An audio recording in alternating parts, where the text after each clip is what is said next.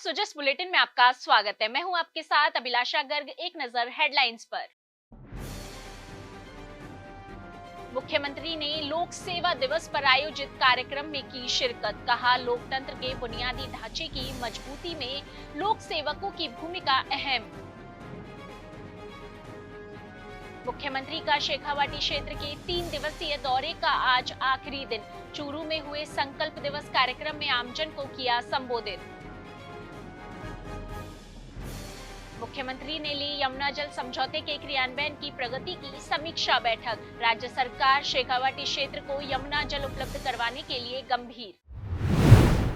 मुख्यमंत्री श्री भजनलाल शर्मा ने कहा कि लोकतंत्र के बुनियादी ढांचे को मजबूत बनाए रखने में लोक सेवकों की भूमिका अहम होती है। उन्होंने कहा कि विकसित भारत व विकसित राजस्थान के निर्माण के लिए अंतिम पंक्ति में खड़े व्यक्ति को विकास की योजनाओं से लाभान्वित करना बेहद जरूरी है और इस कार्य के सफल क्रियान्वयन की जिम्मेदारी लोक सेवकों की है। उन्होंने कहा कि लोक सेवक को सुशासन के लिए कर्तव्यनिष्ठा, दृढ़ इच्छा शक्ति और पूर्ण संवेदनशीलता के साथ काम करना चाहिए। श्री शर्मा आज झालाना डूंगरी स्थित हरिश्चंद्र माथुर राज्य लोक प्रशासन संस्थान में लोक सेवा दिवस पर आयोजित कार्यक्रम को संबोधित कर रहे थे। उन्होंने कहा कि जरूरतमंद व्यक्ति अभाव में जब लोक सेवक के पास आता है तो पूर्ण जिम्मेदारी से उसकी हर संभव मदद करनी चाहिए। उन्होंने आमजन को त्वरित राहत पहुंचाने के लिए लोक सेवकों को निरंतर जन सुनवाई करने के लिए निर्देशित किया। उन्होंने कहा कि हमें टीम भावना के रूप में सार्वजनिक हित और लोक कल्याण के साझा लक्ष्य की प्राप्ति के लिए कार्य करना चाहिए। गृह मंत्री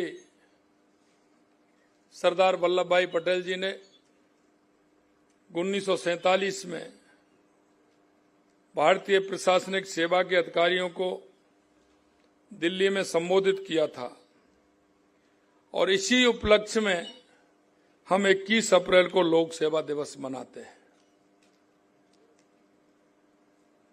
आप देख सकते हैं कि कितना महत्वपूर्ण और ऐतिहासिक यह दिन है,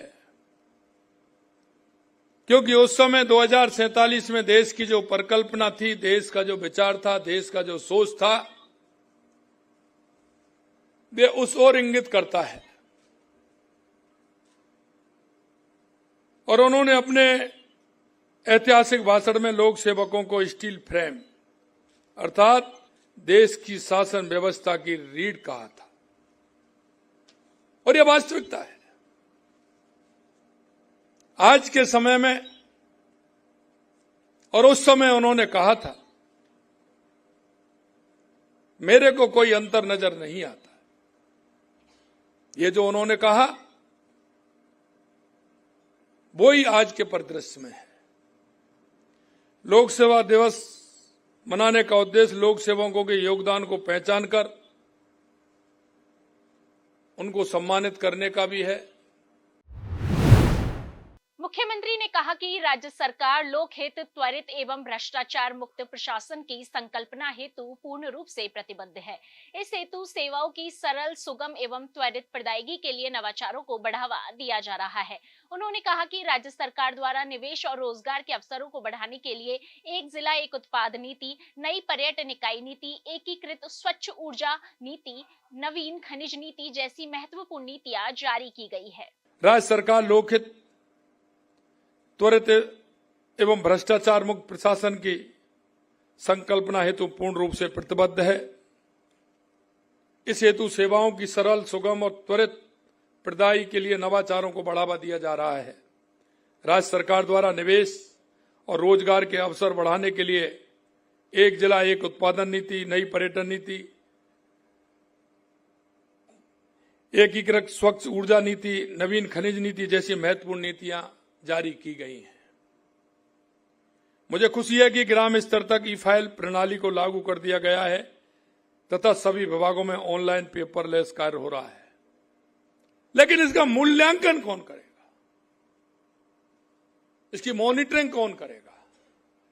मैं हमेशा कहता हूं कि हम कोई भी कार्यक्रम करें, कोई भी योजना लाएं, उस योजना का आंकलन करने का, मूल्यांकन करने का, उसकी मॉनिटरिंग करने का प्रभावी कार्य भी हमें उसके साथ में जोड़ना चाहिए।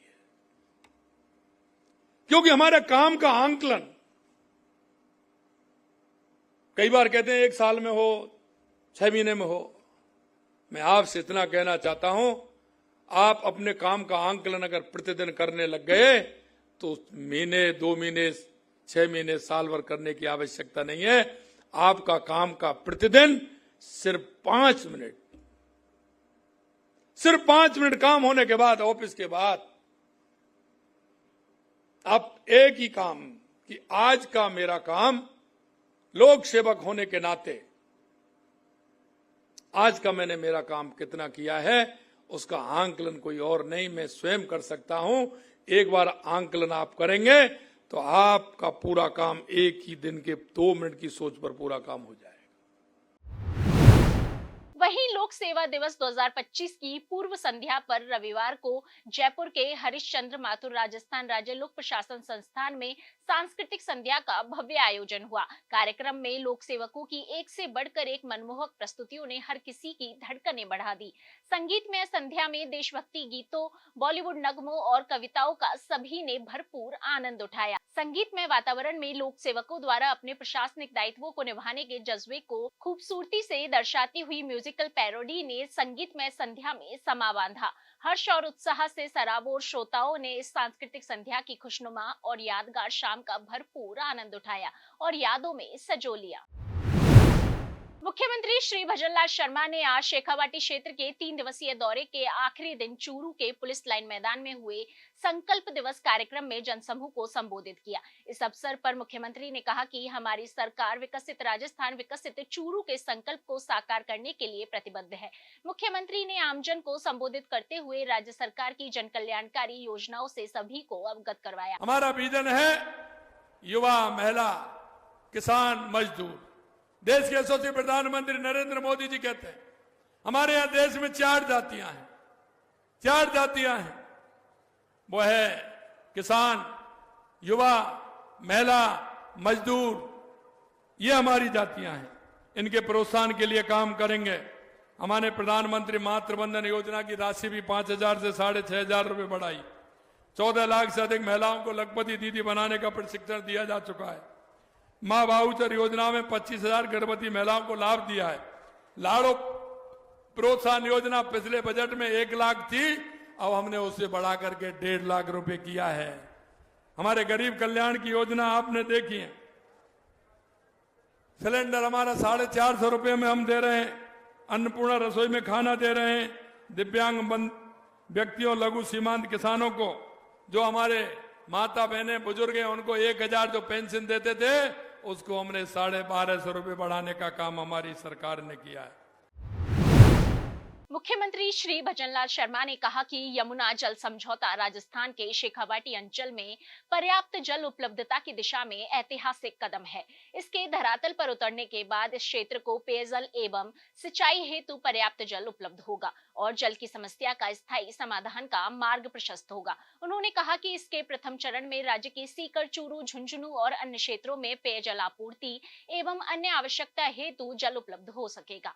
इसके द्वितीय चरण में चूरू एवं झुंझुनू जिले में सिंचाई सुविधा उपलब्ध हो सकेगी। श्री शर्मा रविवार को पिलानी स्थित केंद्रीय इलेक्ट्रॉनिक्स अभियांत्रिकी अनुसंधान संस्थान में यमुना जल समझौते की प्रगति की समीक्षा कर रहे थे।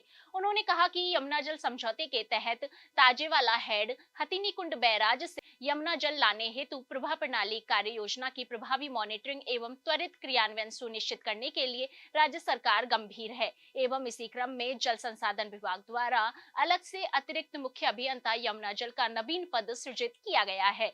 मुख्यमंत्री ने कहा कि योजना के क्रियान्वयन हेतु संसाधनों की कोई कमी नहीं आने दी जाएगी। उन्होंने अधिकारियों को निर्देश दिए कि समझौते को मूर्त रूप देने के लिए विस्तृत परियोजना रिपोर्ट मिशन मोड पर कार्य करते हुए शीघ्र तैयार की जाए। उन्होंने कहा कि परियोजना के कार्यों में विश्व स्तरीय मापदंड अपनाए जाए। इस हेतु उच्चस्थ तकनीकी संस्थानों जैसे बिट्स पिलानी, IIT का सहयोग भी लिया जाए। श्री शर्मा ने कहा कि बेहतर कार्य योजना एवं आपसी सहयोग और समन्वय के साथ DPR बनाने के कार्य को शीघ्र पूरा किया जाएगा। तो जिस बुलेटिन में आज के लिए इतना ही, फिर होगी आपसे मुलाकात। तब तक के लिए नमस्कार।